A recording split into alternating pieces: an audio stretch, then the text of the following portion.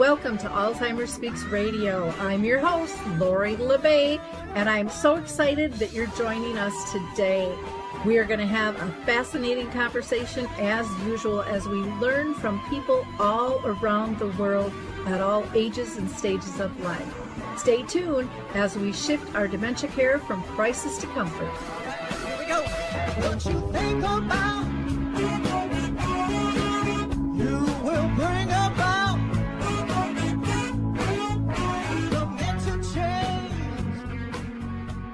We will. Well, hi, everyone, and welcome back to Alzheimer Speaks Radio. Today, we are going to be talking with a 15-year-old who has two nonprofits that she is running that are making a huge difference when it comes to dementia care. But before I introduce you to Hailey, I want to, again, just welcome you all back to the show. For those of you that are new, Alzheimer Speaks is about sound information, not just sound bites. We like to talk with real people in the trenches. So maybe, just maybe, you can be our next guest. Everyone is welcome anywhere in the world.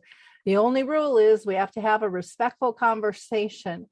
Now, if you liked our opening music, it's called Clarion Call by the Mark Arneson Band, and you can download that anywhere.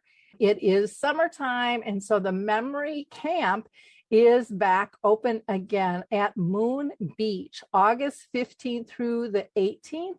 And you can call and make your reservations for your family and your loved one with dementia at 715-479-8255. And if you're looking for support, I still do two support groups. One is Arthur's Memory Cafe, sponsored by Arthur Senior Care. We meet the second and the fourth Wednesday of each month at 2 o'clock Eastern, 1 Central, noon Mountain Time, and 11 a.m. Pacific Time. And we do that virtually. So if you're interested in joining us in a memory cafe that is for people with dementia and their loved ones, just reach out to me at radio@alzheimerspeaks.com. Also, if you are in Minnesota in the Shoreview area, the last Wednesday of the month, we get together at the Shoreview Community Center. Caregiver Connect is sponsored by Brookdale North Oaks and the Shoreview Community Center. And this is for people living with dementia. There's respite care for them. Most of them are probably mid stages. And then their care partners meet with me and I facilitate their conversation there. And if you haven't checked out Dementia Map, please do so. It's a global resource directory with over 150 different categories you can search. We are always looking for new resources for people. So if you happen to have a service, product, tool, book, song, movie, video, blog, any of that kind of stuff, you can go ahead and sign up. It's free, or you can also do an enhanced listing.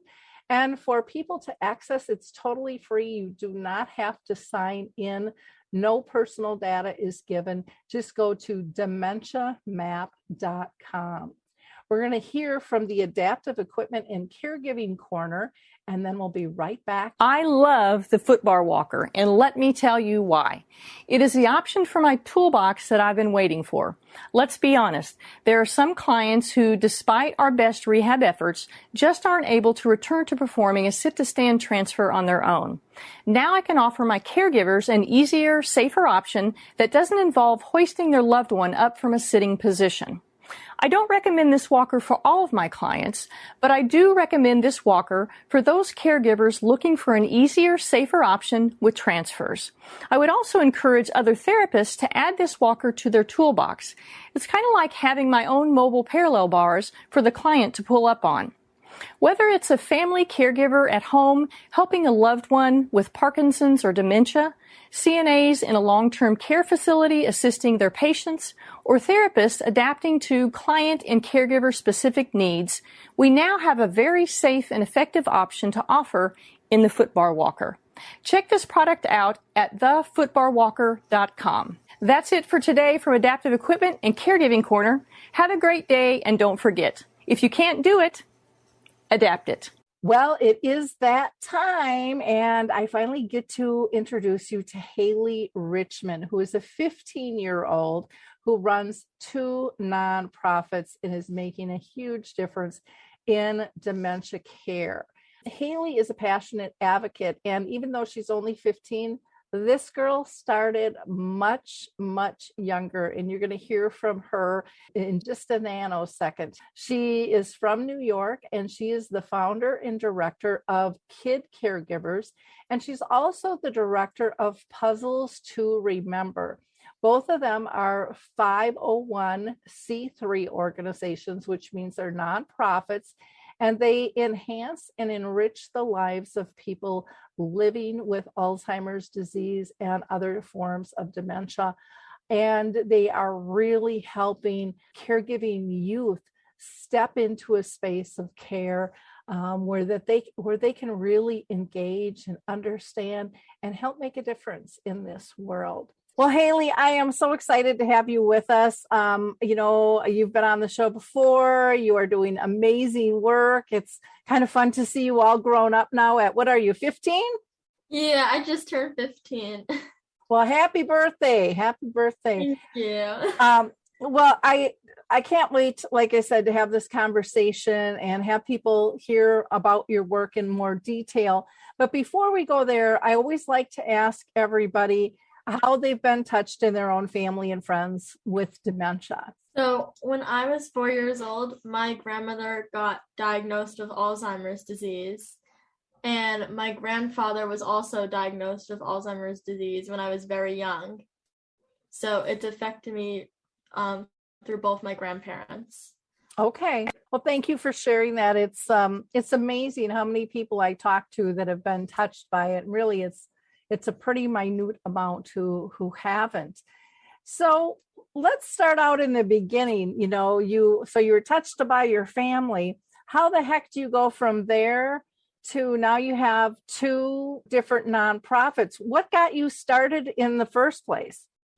Yeah, so when I was 4 years old, my grandmother got diagnosed with Alzheimer's disease, and I felt very alone, and I felt isolated because I felt I was the only person going through this.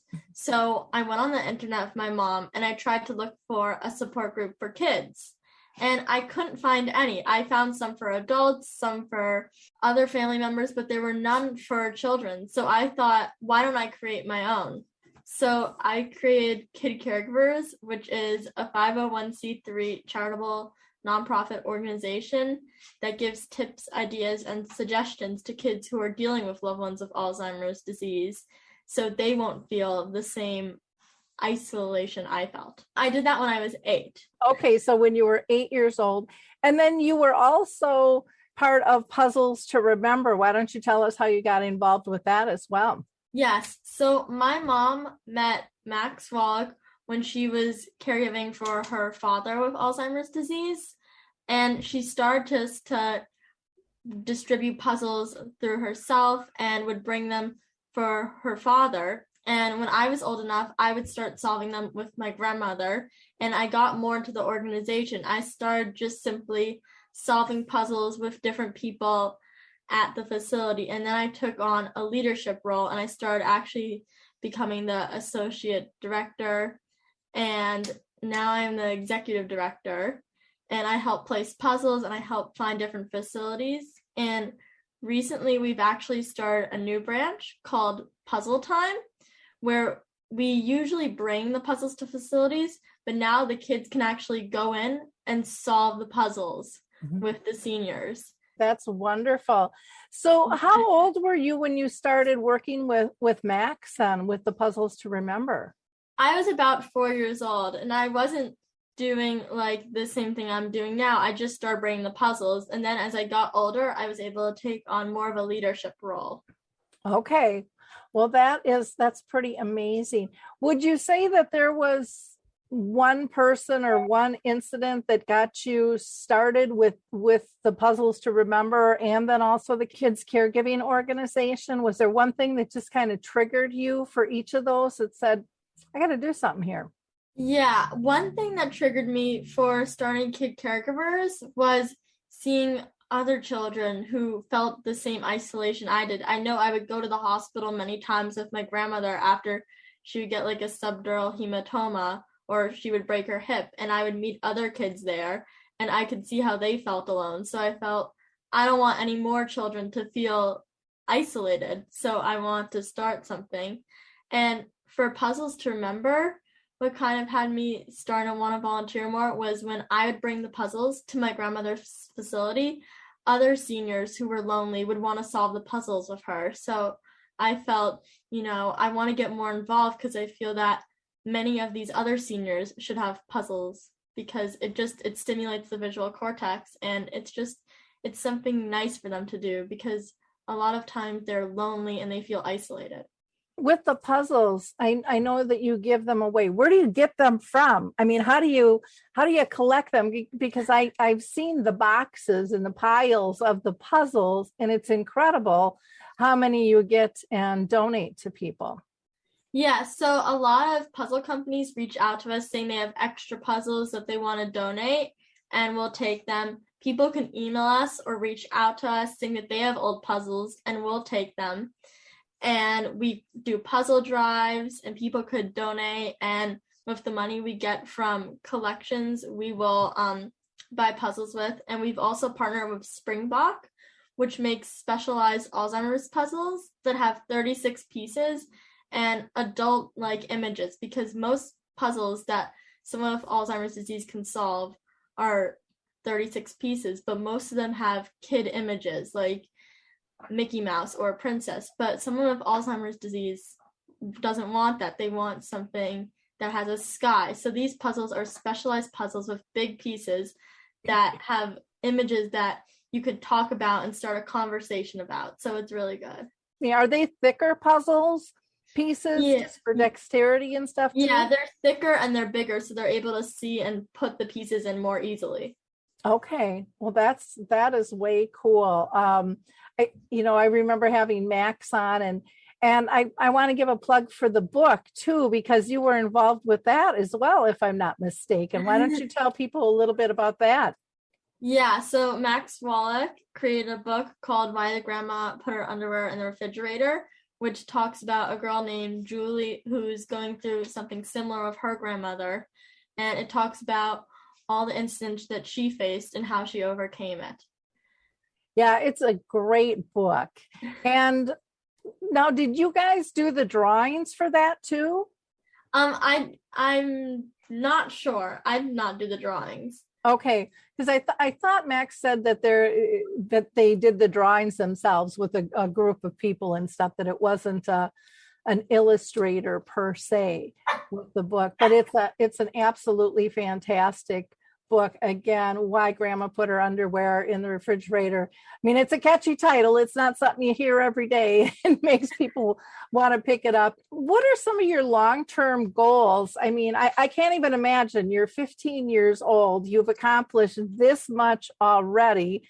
Your family must be so proud and so supportive to even have you do as much as you are at such a young age. It's incredible. Thank you.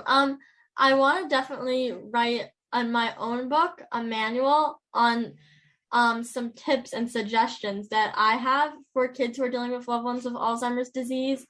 And I also want to place more puzzles. I want to start an engineering app. And I want to get more programs of guidance counselors into schools and on Zooms for different students so they can talk about their experience of Alzheimer's disease. And I want to get puzzle time to more countries, and I feel that it needs to exist in perpetuity, because for as long as Alzheimer's disease is still going, there needs to be puzzle time. Wow, that is ambitious. Now, when you were talking about engineering, are you talking about an app or something, or what? Yeah, I want to create an app where maybe kids can contact me if their experiences, and it can be kind of like a platform where we can all share tips and ideas for each other. Because recently over COVID, I've been doing a lot of Zooms with different children, and I feel maybe there's an app so more people can connect with each other. Oh, that's neat. Well, and just to be able to share those shared experiences of what they're doing and to feel that they're not alone and that they're contributing to a bigger cause, I think is so important. I mean, even with the, the support groups for adults, for people with dementia and those caring for them, that just that feeling of not being alone is so massively huge, and makes such a difference. I love the idea about, getting more guidance counselors involved, because I've heard a lot of kids say, we've got support groups for every other thing in school. Why aren't we doing something for, giving care to others or for dementia specifically, which I think is really important.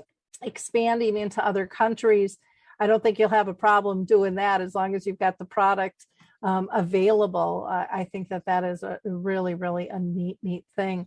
What kind of response are you getting from kids, and what ages are you attracting right now? We're attracting any age from young children, Girl Scouts, to college students. Anyone who wants to volunteer or earn community service hours are welcome to engage. And the children really like it because not only is it an intergenerational connection for the seniors, but the children like it because they can talk with someone. And I've known from a lot of times when I went there, everyone has this one senior that they love to talk to, and they're so excited to be partners with them and just solve a puzzle. It's such a special relationship. Oh, that's neat. I'm going to have to tell my granddaughters, they're like 7 and 11, and maybe they'll get their Girl Scout troop involved in that and reach out to you. How do kids connect with you? Yeah, so there are many different ways. So one way is you can email us on kidcaregivers@gmail.com or puzzles number 2, remember, at gmail.com, or you can go on our website, our Facebook and Instagram and message us or just reach out to us. Okay. And we'll put all of those contacts out there for people so that they can have them. In terms of feedback from the kids that you're working with, is there one or two stories that just kind of hold heavy in your heart in terms of, boy, this is really making a difference, that you could share with us? Yes, I know when I first started doing puzzle time, I went with my friend to my grandmother's nursing home, and we went into the community room where all the seniors would sit, and we just started doing it. And she went up to this senior that was very lonely, and the woman had very progressed Alzheimer's disease, and she couldn't really pick up the puzzle, and she was nonverbal. But my friend went over and she just guided her hand, and the woman couldn't talk, but she smiled. And just seeing that smile on the person's face really warmed my heart up, because just a simple act of just solving a puzzle piece really changed someone's life and made them so happy. Well, it's that act of kindness and connection and engagement where you don't really need words, but so many people, I think, in this day and age still think that you do. You have to say my name, and you have to have direct eye contact, and you have to do things the way I think they should be in my head, instead of letting the person be who they are. And those simple pleasures they're so powerful. I know, in dealing with my own mom who had dementia for 30 years, those are the things that still to this day melt my heart. And most of them didn't have words. They were just, they emanated this just a really strong, loving, joyful connection.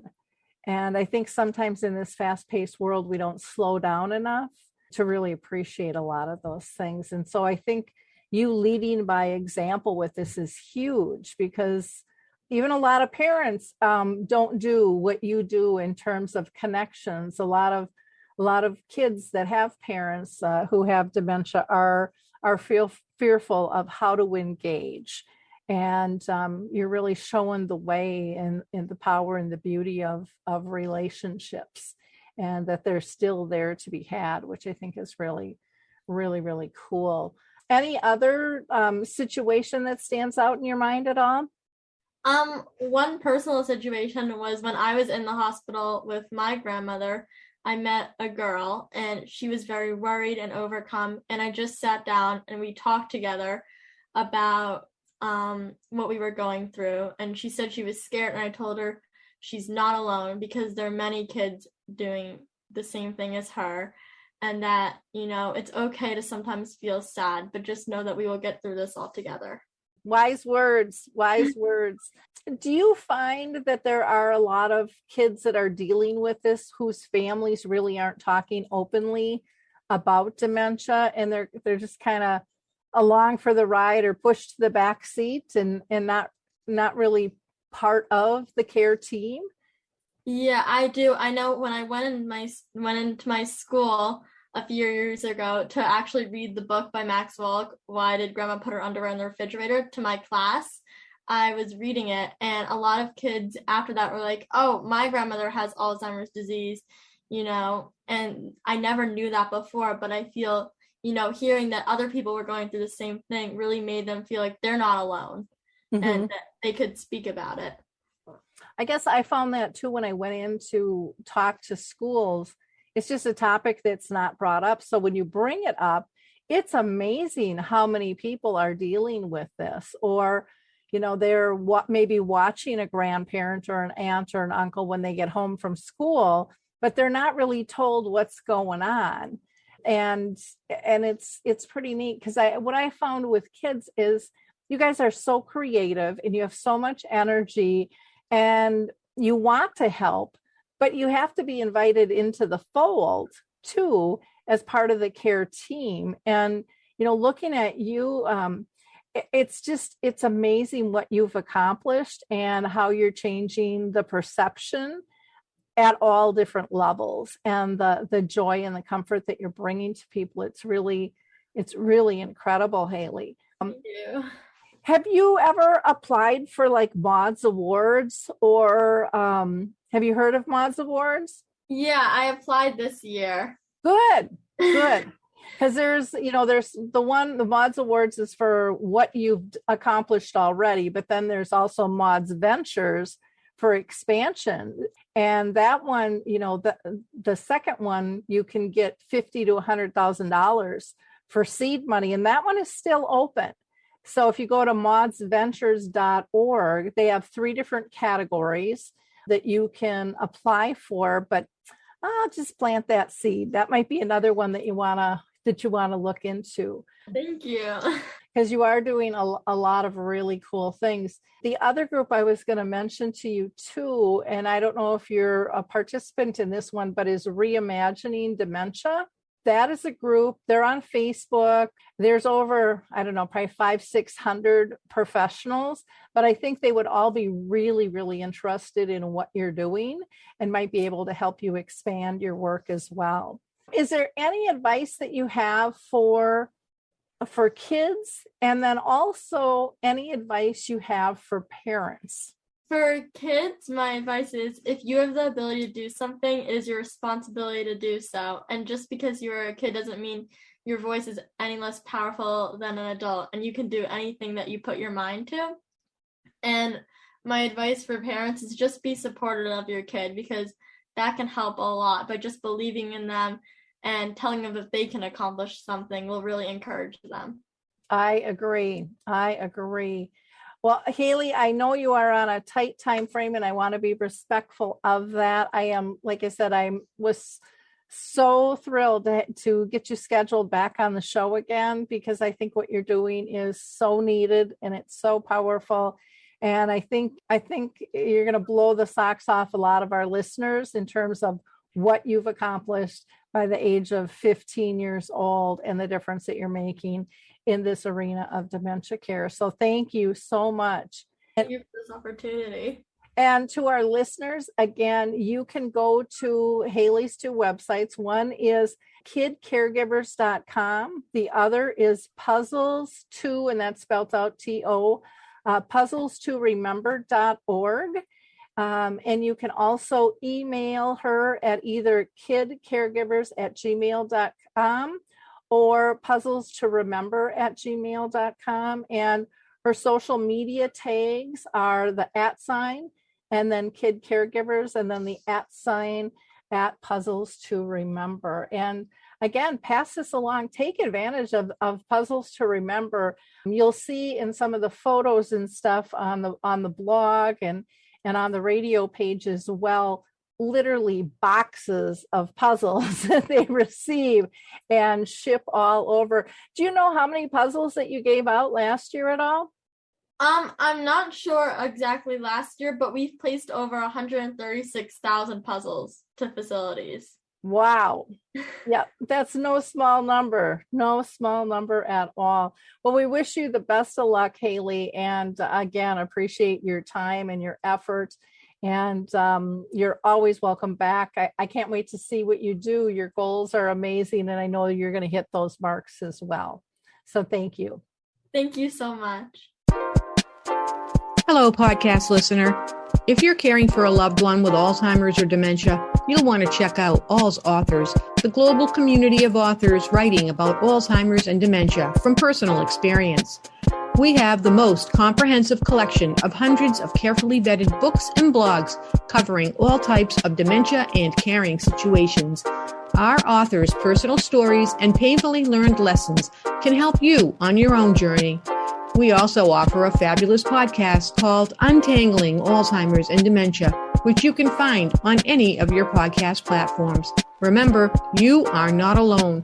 One can sing a lonely song, but we chose to form a choir and create harmony. Find us at allsauthors.com.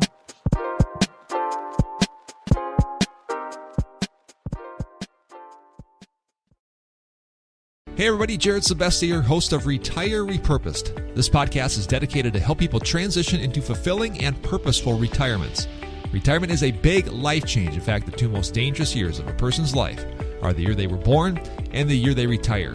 Few people could just flip the switch from working a career 30 or 40 plus years, retiring on Friday without methodical steps to living what we call a repurposed retirement. To listen now, search Retire Repurposed on your favorite podcast platform, Senior Resource, or Life Audio.